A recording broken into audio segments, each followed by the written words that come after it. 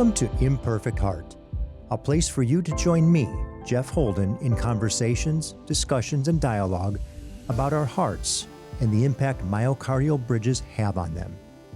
We'll talk with healthcare professionals, those in related fields that support our condition, and others just like us with stories of their myocardial bridge experiences. It's my intention for this content to inform, educate, entertain, and even motivate or inspire you in your personal journey on dealing with a myocardial bridge. Most importantly is to have you leave each episode with hope, knowing you're not alone and that what you're experiencing is real. The story is all too familiar. Most of us know it by heart. We've been dismissed, gaslit, told it's in our head, only to find after doing our homework that our myocardial bridge is likely the cause of the symptoms we're experiencing. Now, that's a big part of our story today, to be sure, but it's not the full message. Many of us have been unroofed and are in much better shape afterward than before we had our surgeries. I believe I can speak for all of us in saying that we are unbelievably grateful for where we are today. We were incredibly appreciative for some time after surgery as well, and then we began to settle back into our normal routines, the things we did before. And sure, we might recognize the gift we've been given, but life just pulls us in. I saw a post on the Facebook page from John Chan that prompted me to reach out to him, as it was a reflection on how easy it is to forget where we've come from. Forget our pain, our anxiety, our fear pre-surgery. And we get on with our lives. In some cases, even doing the things that may not be as healthy for us. For a young man in his early 30s, it's easy to get wrapped into life and to move on and forget what took place. But John didn't. He realized that it was important to not forget all that led up to the surgery and to work to give something back to those who continue on their journey to a solution for their symptoms. Regardless of where you are on your journey, you're going to appreciate this story. And it even has a couple of exciting twists that occurred post-surgery, partly due to the fact that he recognized his good fortune. John Chan, welcome to Imperfect Heart. Hey, Jeff, how are you doing today? Doing great and really looking forward to this conversation. Yeah, same. It's been a minute since we've talked, and I'm excited about this. It's been a while. Your story caught me at a perfect time on a recent post that you had made, because I was just celebrating my 3rd-year anniversary, and you Oh, alluded to recognition of our gift of getting our lives back, our rebirth, our surgery, and unroofing really allowed us to get back to doing the things that we used to do.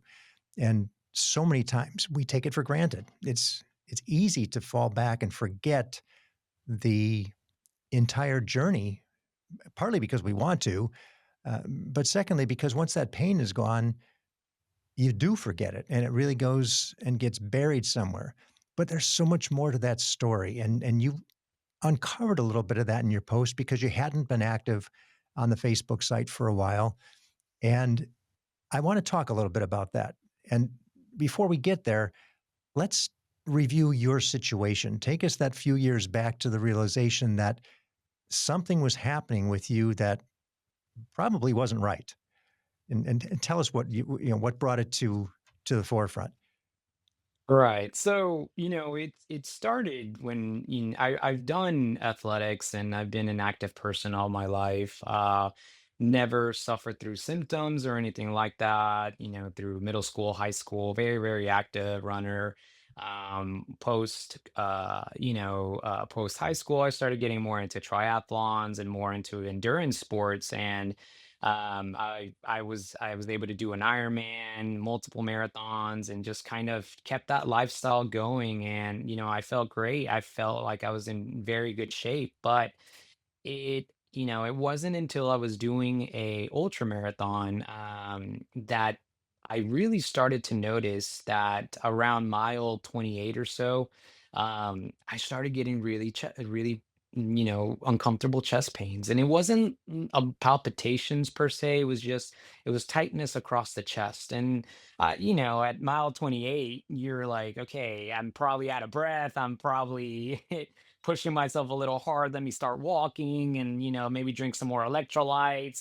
The world just comes, you try to find a solution, but the last thing you think, it's something deeper than that. So, finish the race, everything's fine.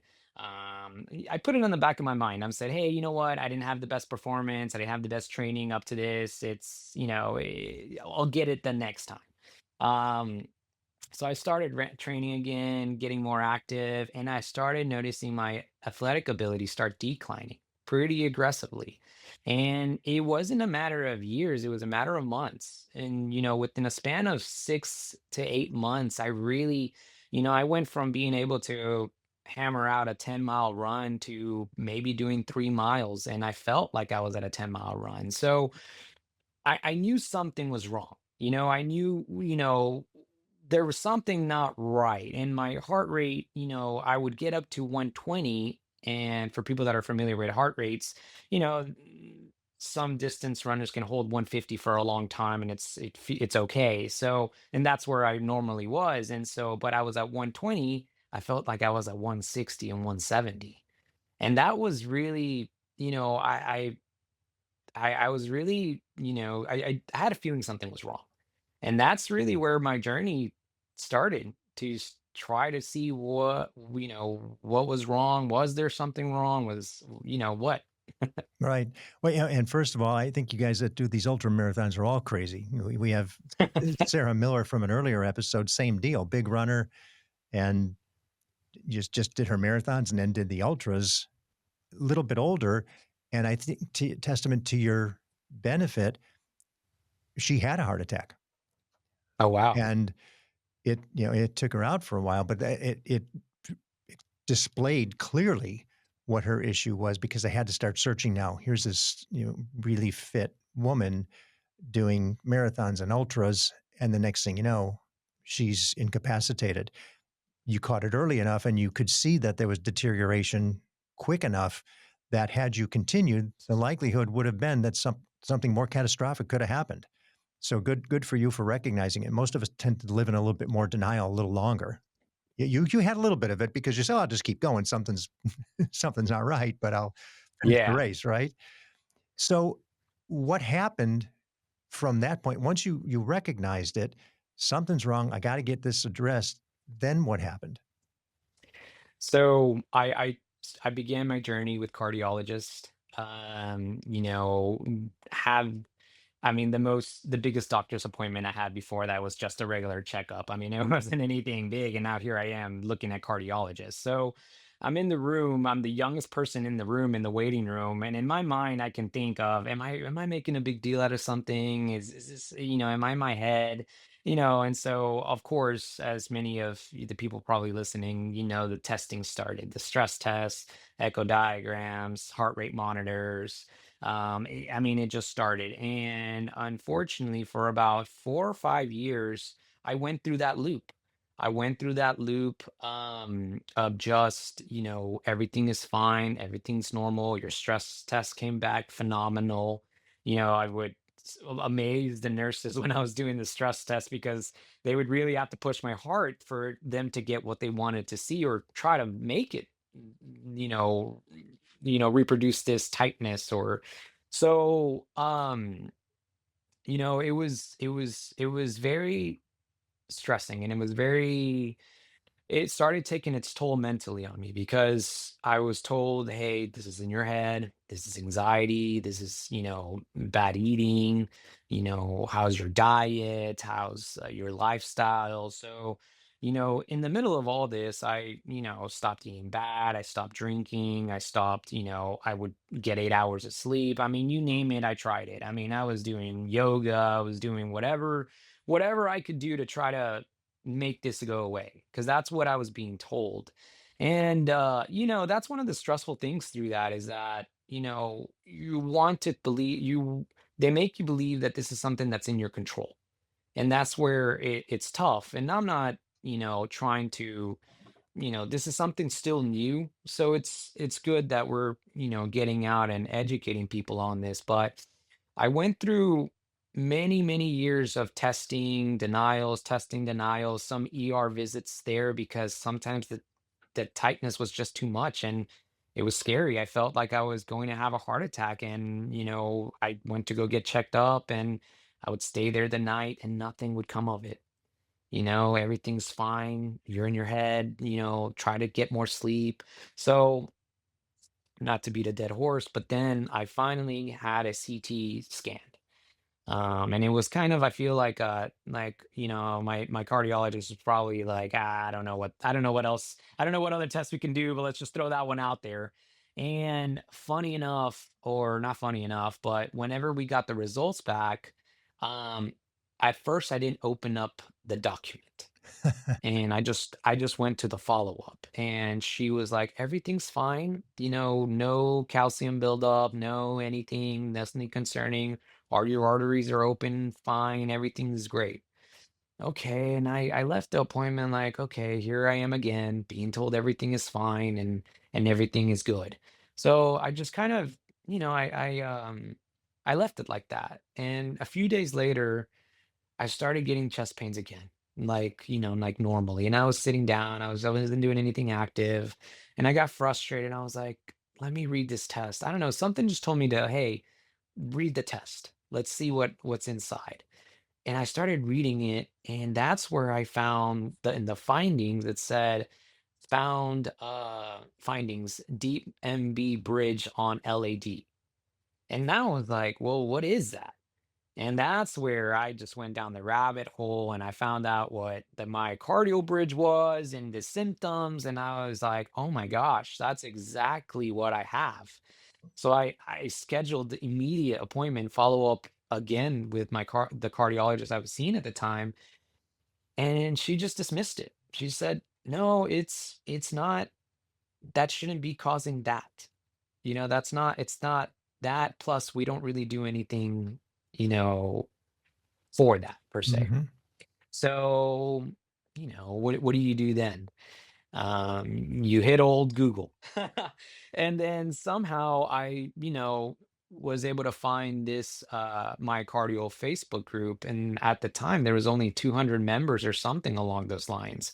So it was very, very fresh. And I started reading through it, and I found that, there was hope. People who've had surgery, people who've had these symptoms, people that, were in this, journey too, and we're still on it. So that's kind of what brought me to look at Stanford and Chicago. So now you've kind of self-diagnosed.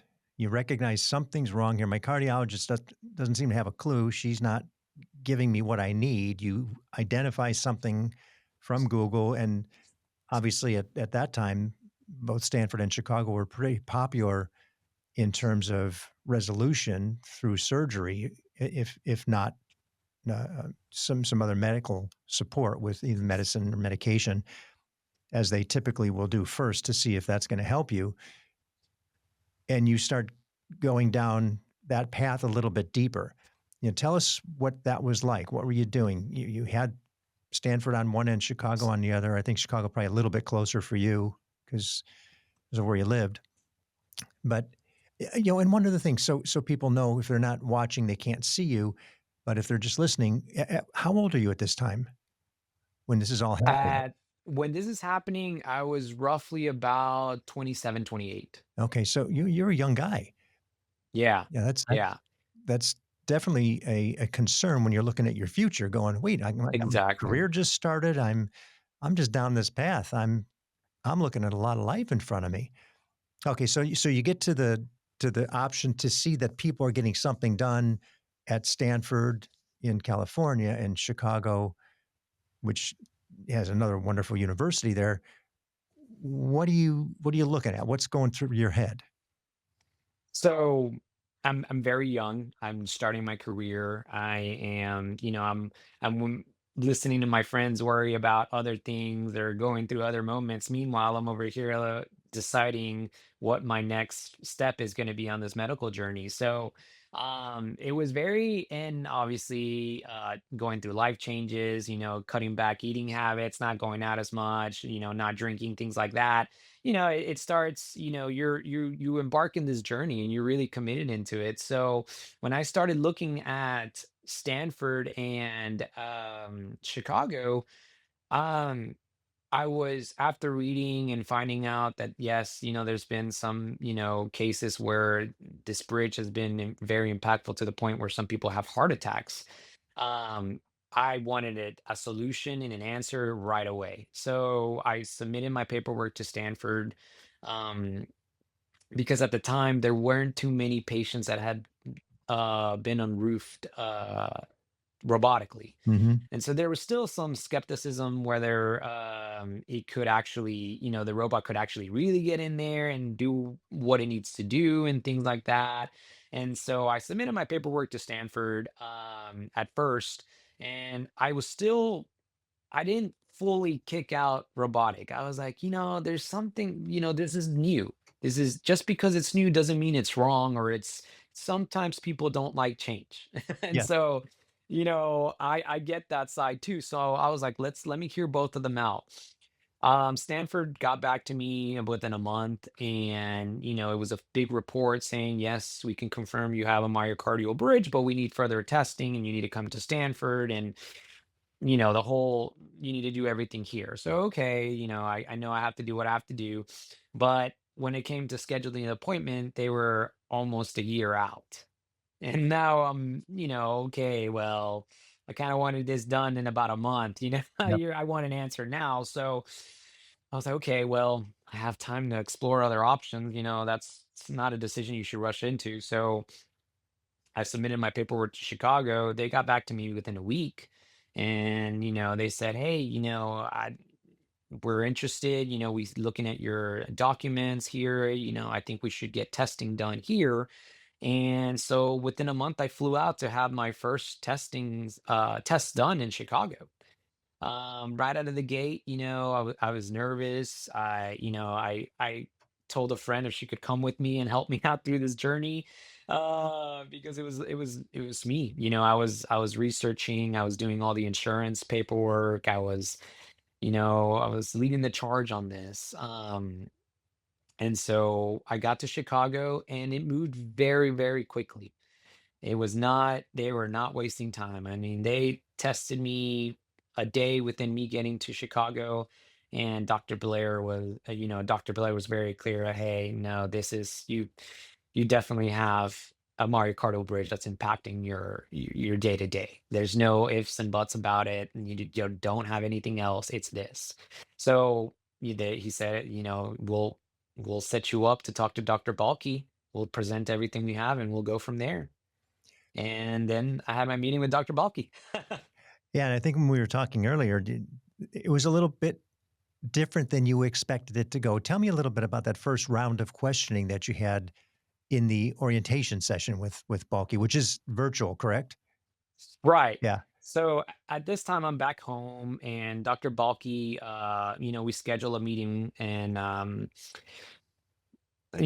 don't know what to expect. I got my questions written out because I don't, I'm nervous, I'm anxious. My first question probably is going to be, am I going to die on the table? I'm scared. I'm nervous. And I think we all asked that question. It was my first one. How many people have made it off the table? And when you Yeah. said everybody, I thought, oh, okay, well, that's one thing I don't have to worry about. I know I'll make it off the table then if everybody else did because I'm in better shape. Exactly. So right out of the gate, I figured Dr. Balky was going to kind of go over the information and just question me more on a medical side. But Dr. Balky came at me in a different way. He came at me wondering why and how I ended up in Chicago. He was curious on what my journey was to get to this diagnosis and what I wanted to get out of this surgery. And frankly, I told him, I understand that there's probably medication I could probably take to take care of the symptoms, but I don't want to do that. Right now, I'm in a stage where my body's strong. It can probably handle and recover the surgery pretty well.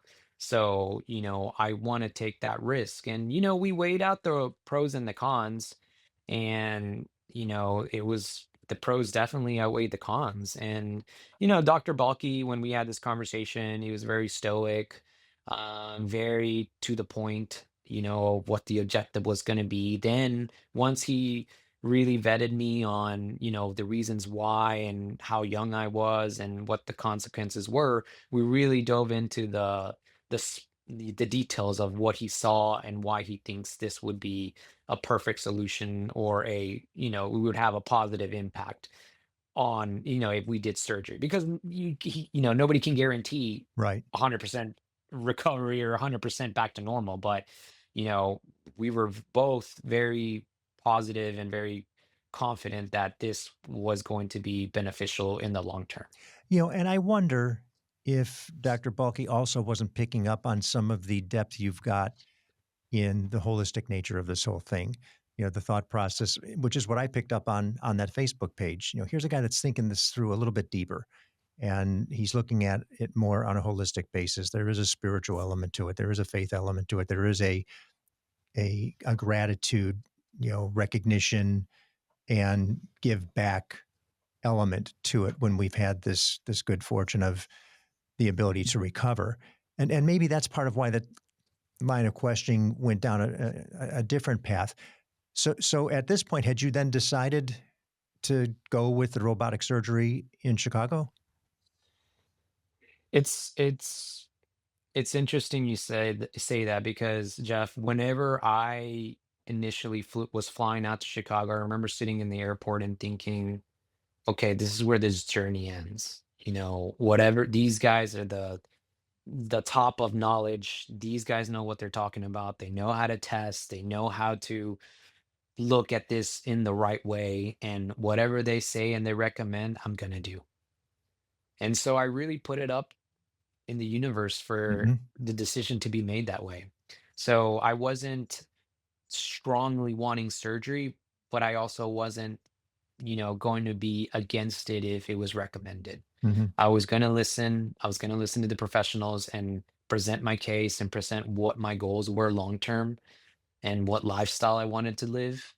And from there, it was going to be up to, what they, not up to them, but I was going to follow the instructions that I was provided. And at that point, now you get to meet Dr. Balky in person. And it's a little, you shared it's a little bit different conversation once you had made your decision and you guys came together. What was that like?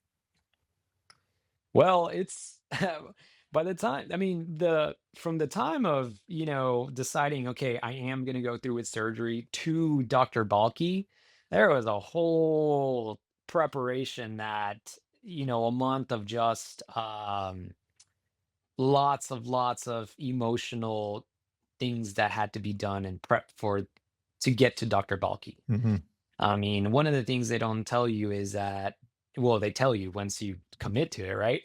That you have to write a will, and at this point, I'm 31 or so. Um, it's not something you really want to think about, It's you true. know. Not to mention, you're probably thinking, I don't really have all that much. What am I giving up?" Yeah, and the little stuff that I have, who am I giving it to? And so it really makes you think of where your footprint is in this thing we call life. And what have I done with it? And where is this leading me to? And it just really makes you think. I mean, as I mentioned, I have done triathlons, and so I built a gravel bike from the ground up, and I mean, it's got everything that I wanted to put on a gravel bike within my means, obviously, but I mean, it's my baby. And so, obviously, one of those when you're naming your assets, you have to really think of, who am I giving, one of the biggest stumps I hit was, who am I going to give this bike to? Yeah, the thing that I And took so much pride to develop and build and ride because I can relate, it becomes personal to you. That bicycle becomes something that's been on journeys with you and grueling experiences, and you do give it some weird characteristic that, we shouldn't, but we do. yeah. It's kind of like you know, you guys, misery likes company, Yeah. and your bike is your company when you're out there in those in riding those miles that you chose to go ride, by the way. And so so it really brings you to a point where you really have to give it, you know, you really have to take yourself out of this and really just kind of just think bigger picture and hope for the best, because you know you're prepping things, you know, you know, you're working, so you're having a schedule, you know, deal with insurance and deal with disability, or deal with, you know, the leave you're going to take because you're going to have to take some time off from work. So you're handling all those things, and so by the time you get to Dr. Balky, I don't want to say you've dot all your T's in your I's, but you're at a point where I'm ready. You Mhm. know, wherever this leads, if these are my last few days that I get to explore the world because something goes terribly south, then you know, that's where it is, and that's, I think that's the weight of this surgery that sometimes people tend to kind of just dismiss and just forget that it is actually a process you have to really think through. But I get to Dr. Balky, and Dr. Balky is, you know, night and day from the Zoom call. You know, he's smiling. He's like, "Hey, welcome to Chicago. How you been? Have you had pizza yet? You know, okay, cool. Well, hey, let's and I remember this as one of the most interesting things that, you know, we started looking at the test and the catheters, and or you know the where it shows how much the compression is Yes. actually being made on the artery. And he's like, "Whoa, like, you know, how are you not feeling this right now? Like, you're, you know, you, this thing disappears." You know, and I'm like, I don't know, you tell me." And so he's like, "No, no, I think, you know, I'm really excited about this. I think we're definitely gonna be able to, you're gonna see difference in this." And, you know, he gave me some small instructions and said, "Hey, get some rest. You know, you have a big day in the next 2 days testing and getting ready for this, and you know, you're in good hands." And that was it. And then I was off to get some rest, test, and get some pizza. Good, good. So you did get some Chicago deep dish pizza. The day before my surgery. Perfect. Perfect. The day before my surgery, I did get pizza. Good. Well, so for those who are from Chicago, it might have been, you know, Geno's, or it might have been Chicago oven and pizza grinder, or I don't, you know, I should probably remember where I went, but I unfortunately don't. I think, you know, I was taken there by a person that lived in Chicago for a perfect. while. And but you know, my mind wasn't even on, oh, Right. where is this pizza? You know, my mind's the, hey, is this the last pizza I'm gonna eat? You know, and then so, you know, my mind was in 10 different places at this time. So, you know, I'd like to go revisit it. That's actually a pretty cool, you know, that'd be a pretty cool adventure to go back on. It would be to mimic almost the trip that you were clouded with the first time, and now you go back, you know, with clarity and enjoyment and gratitude for the experience. So you have your surgery, and it seems like everything goes well. And we are coming up, my friend, on an anniversary for you, February 22nd, correct? Right. Yes. So Yes. 2 years now. that's amazing. How are you? How are things? How do you feel? What are you able to do? So you know, the surgery gave me my life back. My recovery was very quick, almost too quick, to the point where I was a little skeptical on how quick it was. I didn't want to hurt myself. But I was able to, you know, run, lift weights pretty quickly. You know, fast forward to now, you know, I was able to, you know, I sorted through the health, the mental side of things too during this process, because that's one thing that, you know, we tend to forget. You know, our bodies have gone through so much pain and so much, you know, they've endured so much from this, but the mental side of things are also need to be healed. You know, we've gone through many diagnoses where we were told we were wrong. You know, we might have been led to think that we had anxiety or we had some sort of other, thing. And, I'm not saying that all medical professionals are wrong or any of that. I believe we should seek medical help and professional help. But you have to take care of that side. You have to put yourself back in a confident mental state, and you have to really deal with those things too, because they're there. They're still there, and you have to set healthy boundaries too with that. You've been fighting something for so long, or a thing that you you know were chasing a ghost essentially, and then the ghost actually appeared, and Hmm. it was real. So, dealing with that, it's a journey. It's a journey in itself. And I think some people, me for example, got back to life so quickly. I got up back on the bike. I was able to be of service. I was able to show up for my family in ways that normally I probably wouldn't have been able to, just because of the physical need and demand that whatever task demanded of it. I was able to continue my life and not have this on the top of my mind. I was able to, I met my wife, and, got married, and now, we started a family. And so That's it's awesome. That really just so awesome it to it's have the it's it's confidence to be able to do it. You probably wouldn't have been so, well, open to the situation had you still been suffering. And here you are 2 years later now, married, child, and that's some big changes, my friend. So those are some big changes.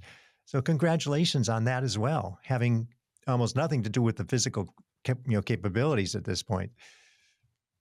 Yeah, no. And so it was constant change. And in constant change, obviously, there's prepping for a marriage, and now there's prepping for a child. And so the mentality just doesn't stop, and transitioning from, single, couple, parents, and recovering mentally from this traumatic, situation you were in for quite a few years. I mean, it's not a situation. I mean, I don't know if traumatic is the right word used here, but, having to have this on the top of your mind for so many years, and now it just falls behind. you Mhm, know, there comes a time, which was obviously, the beginning of the year is a time for people to reflect and kind of set New Year goals and just slow down life. The holidays are over, everything is settling down. That's what inspired me to make that post on the group again, because, I really slowed down. I said, hey, if I wouldn't have had this surgery, I probably wouldn't have done any of this things that got done, or I wouldn't have had these things. And mhm. so, you know, I being as young as I am, and, I say I'm young, but, but, I'm getting I'm looking at somebody 30 years my junior, so you're young. I'm getting up there. But, for Can't for stop the that. age group that for the age group that I am in, sometimes it's very easy to just get so Mhm, focused on your growth, and so focused on you, and getting things done, achieving this, achieving that, doing whatever you set your mind to. But sometimes it's good to stop and remember that there's still people fighting this fight. mhm. There's still people in that Facebook group, which is now 2K and above and growing. Yeah, almost There's still 2,700, maybe a little people, more. yeah, there's still people out there that are just finding this out. And the other day, I saw a question, and somebody posted, hey, can I do this if I have a bridge? I just found out I have a bridge. And I remember being at that point, Mhm, and being at that unknown, and at that fearful level of, is this going to trigger a heart attack? Is this going to make it worse? So that's kind of what inspired me to say, hey, you know what, I'm going to be a little bit more proactive in this community, and, tell my story, and, encourage young people, because I've had the pleasure to have a few conversations with a few guys in the group, and who have gone forward and had surgery. But, one of the things that I tell them is, you have your whole life ahead of you. You have a family, you're establishing a family. it's scary to take this leap of faith right now, but it's better for you to do it right now that you're young and strong, and then, move on, because it's not going to get, I don't think it's going to get any better. I think it's just going to be prolonged. And at one point or another, you'll have to make a decision about it. So, I think it's scary. I think it's, very intimidating, but the other side of, coming out of surgery is also way, way, I can't even begin to describe how it is. Mhm. Well, you hit the nail on the head on all points. It's so true when we're in the space, not certain. And I think that uncertainty is the biggest challenge for many of us. When you don't know what either the cause or the end result is going to be, it really can freeze you. And that's what creates the anxiety and certainly stress and fear and sleepless nights. Am I going to make this? Am I not going to make this? What happens if I'm talking with somebody right now whose surgery is scheduled in about 3 weeks, and she's worried she's not going to make it because the symptoms just seem to get worse and worse and worse. And many of us understand that. We understand what that feels like and what that does to your head, and it consumes every minute it's going through. You're sitting at dinner going, I don't know. I can't eat much because I don't feel well. I'm going to go to sleep. Well, I'm a little afraid to go to sleep because what if I go to sleep? Am I going to wake up? Just all these things that cascade once you're aware, and especially when you know that you have an end in sight to the surgery. I just got to make it to my surgery. I just have to make it to my surgery, and then I can deal with it after that.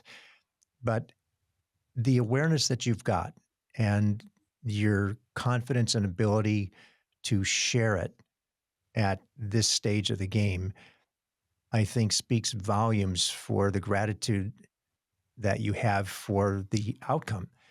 And it's going to benefit so many people who are in that similar space, who are younger, who are looking at that same situation. They're faced with a career, and maybe they already have a young family.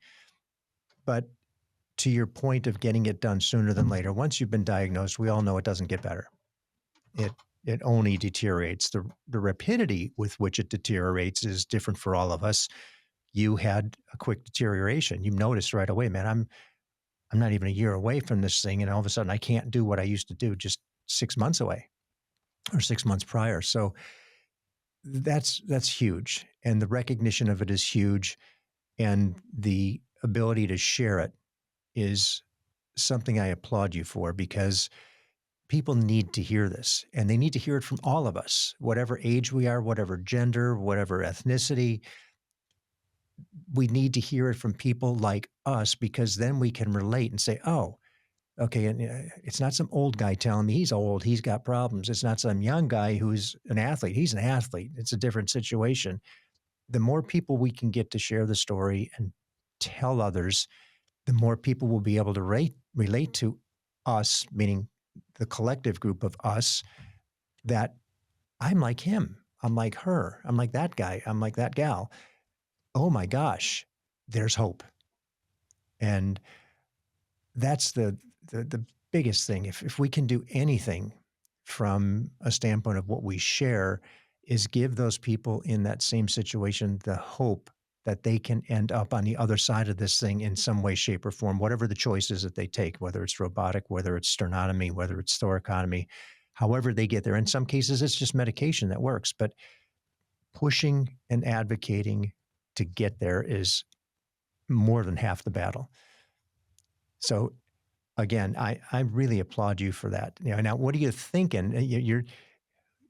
You're still a young guy. Now you've got a young family, and you've got a career in front of you.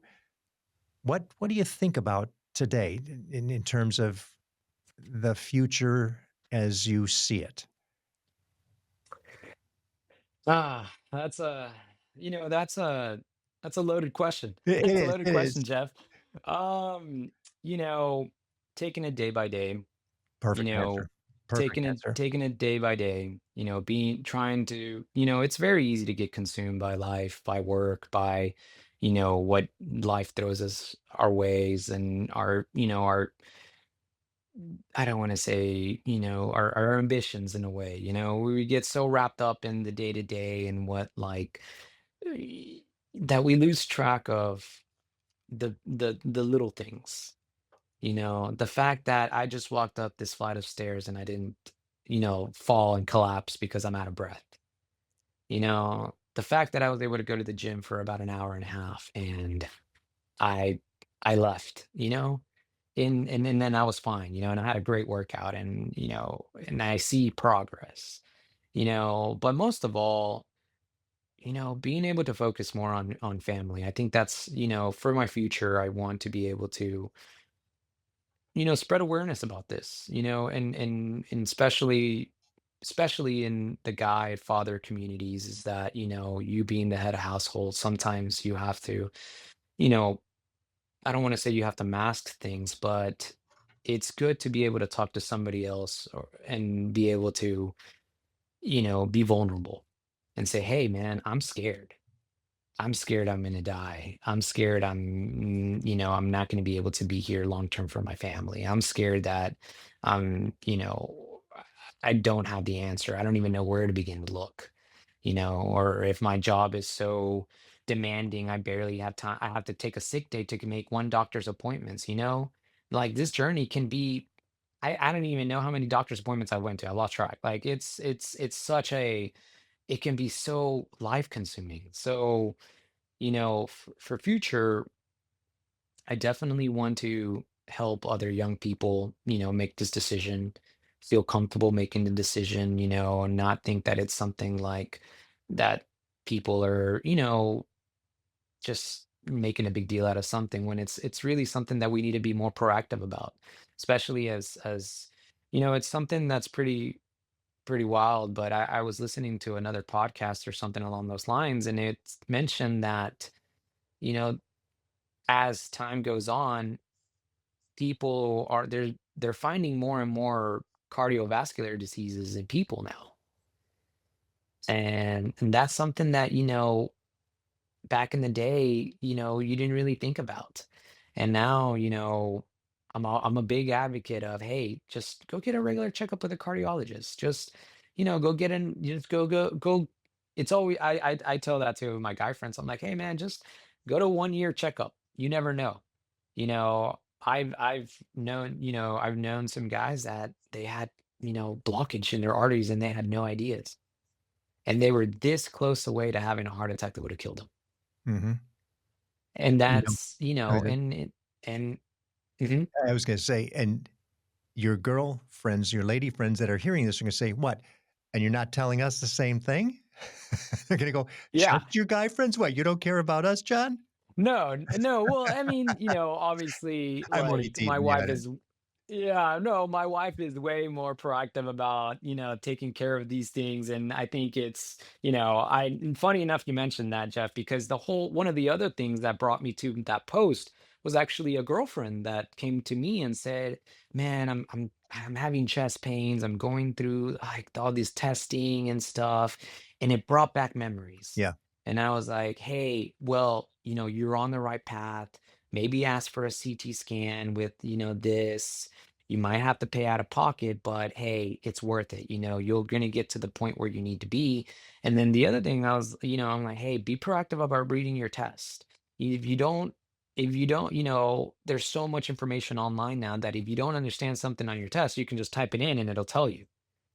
So, you know, and she's one of my best friends, and she was with me through this journey too.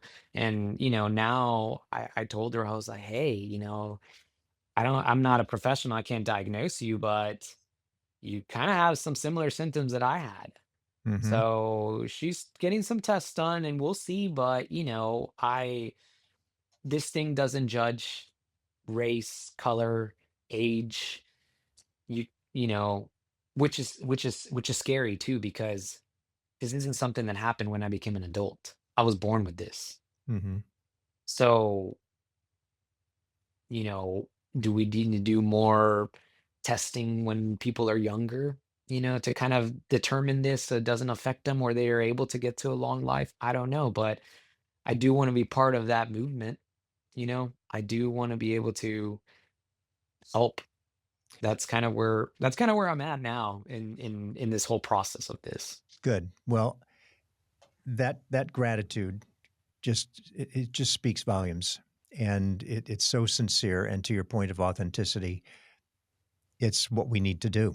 And the fact that you're here with me on the conversation for the podcast, as well as the engagement on the Facebook group, and the acceptance of people to reach out and ask questions, it's everything for those people. And we have the benefit of, and I think personally for me, it's a responsibility. For me, I'm not going to speak for everybody, but I feel responsible to give back, because if I've been given this gift, this blessing to continue at whatever age, then I have that responsibility to make sure that I can give some of that back to the people who are experiencing the same thing. And again, back to that hope and that outlook for the future. And we all know when you're in it, it sucks. But once it's over and you get to look forward, you're relieved. And to your point, to your post, to your discussion with me today, don't forget. Don't forget, because you wouldn't be having this conversation if it wasn't for the fact that you had the unroofing and for the awareness and everything that comes along with it. So, fantastic conversation, John. I really, really appreciate it. And congratulations on the family, the family member. Do you still have the bike? I do still have the bike. Right. That still have the bike. That is a hard negotiable to get rid of. Perfect. That Perfect. is, yeah, yeah. No, I get out and ride as much as I can. It's a little bit challenging nowadays, but not because of my physical ability, but Oh, I just because of my understand. Trust me. responsibilities. It's when I can sneak away, I get out there, and enjoy some biking. So, Good for you. but yeah. Well, thank you from the bottom of my imperfect heart for the contribution and for the ability to express it the way that you did. Yeah, no, thank you, Jeff. And I think you're doing a great job. I think, you've, your podcast, you've definitely interviewed some important people that are involved in this and have changed lives. There's no amount of gratitude that I could even muster up to, thank Dr. Balky and his team and the Chicago team for providing this to me and, giving me this chance, and it's just, like I said, I think you said it well is, I think to a certain point, we all that have come to the other side and have been, you know, good and have, even if you haven't been good or, on the recovery side, I think we still need to be able to share those experiences and share what we're going through and, give hope to people that are in the process, that are in those sleepless nights, that are in those trenches of fear and insomnia and it's just we can be beacons of hope. Hmm. Well, again, John, thank you so much. I appreciate your time. Thank you for listening to Imperfect Heart. It's my hope that this information helped in some way to improve your situation or will help you better understand this condition. More importantly, that it gives you hope through stories that there is help and you most certainly are not alone.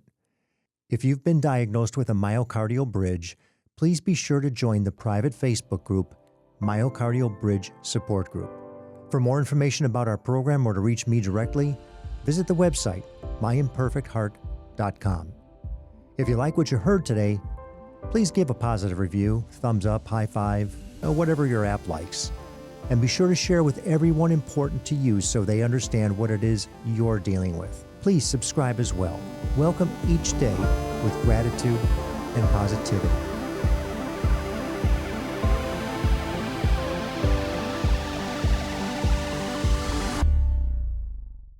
The views and opinions expressed in this program are solely those of the host and the guest and are not intended to provide, nor are they a suitable substitute for, professional care by a doctor, therapist, mental health professional, or other qualified medical professional.